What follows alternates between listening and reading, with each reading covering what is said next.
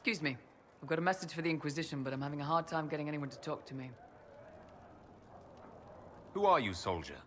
Cremisius Aclasi with the Bulls Chargers Mercenary Company. We mostly work out of Orlais and Navarra. We've got word of some Tevinter mercenaries gathering out on the Storm Coast. My company commander, Iron Bull, offers the information free of charge. If you'd like to see what the Bulls Chargers can do for the Inquisition, meet us there and watch us work.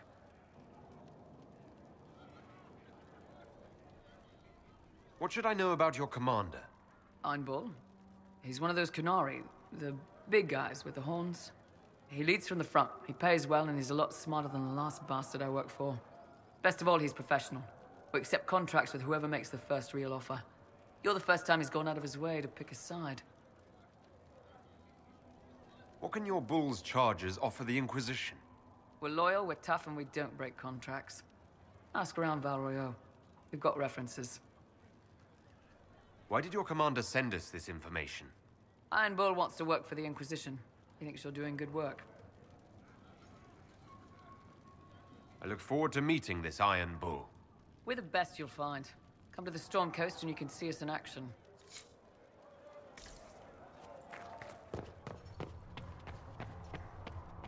When there was no sky.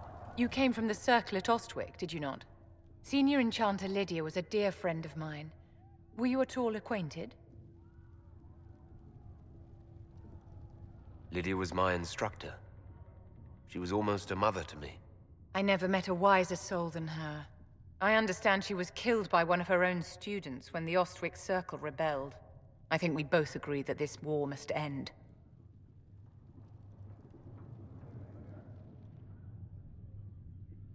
The war benefits no one. It must end, and order must be restored. If only the rebels saw things so clearly. Justinia's death has shattered the balance of power in Thedas. If it is not restored quickly, countless lives will be lost.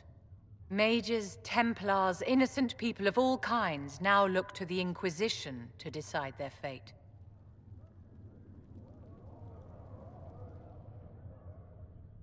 I'll try not to let them down.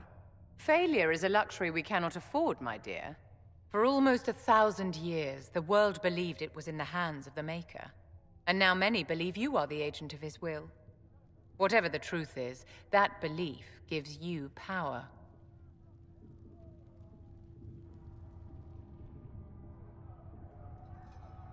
Nobody should claim to know the will of the Maker. Not me, and not the Chantry. Perhaps nobody should. But if no one leads the way, many will be left behind in darkness. I've stolen enough of your time, my dear. Don't let me keep you.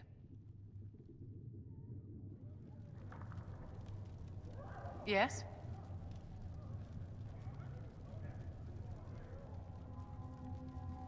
I wanted to ask you about the Circle of Magi. Of course. What do you wish to know? If the Circle disbanded, how can you still belong to it? The Circle is an idea, my dear. And an idea cannot be dissolved. Rather than dissolving it, Grand Enchanter Fiona's vote split the Circle in two. The rebels follow her, the loyalists follow me. If you lead all the loyalists, why are you only First Enchanter and not Grand Enchanter? Grand Enchanters are elected, and since there are no First Enchanters besides myself, no vote can be held. I could name myself Grand Enchanter, but the title holds no meaning now. When the circles are restored, that will change.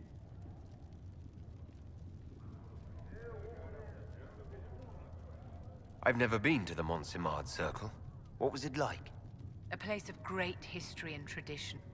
The mages there were quite competitive, but it was stimulating to be always pushed to exceed the ability.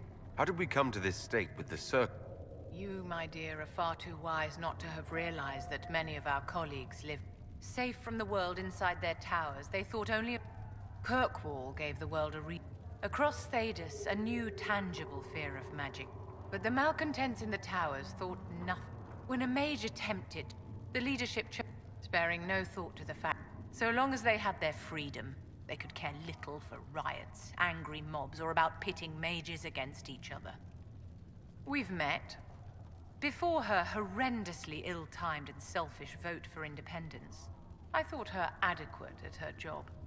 In her dotage, she could not handle looking after the well-being of so many people. We would have done better to replace her years ago, to let her spend time gardening. Did they have cause to rebel? In the aftermath of their terrorist attacks? Was that really the most opportune time to break away? By all means, protest abuses by the Templars. Just don't do it in a way that says mages support wholesale murder. By voting when they did, my colleagues all but declared war upon the ordinary people of Thedas. A war in which we are outnumbered. I thought the fighting was only between mages and Templars. Why am... The vote for independence was carried by only a small margin. Those who opposed a rash declaration of war against the entire free world had little choice. By breaking from the Chantry when they did, the rebels declared themselves in support of mass murder. Anyone who did not wish to support terrorism and the slaughter of innocents was forced to take arms against the rebels.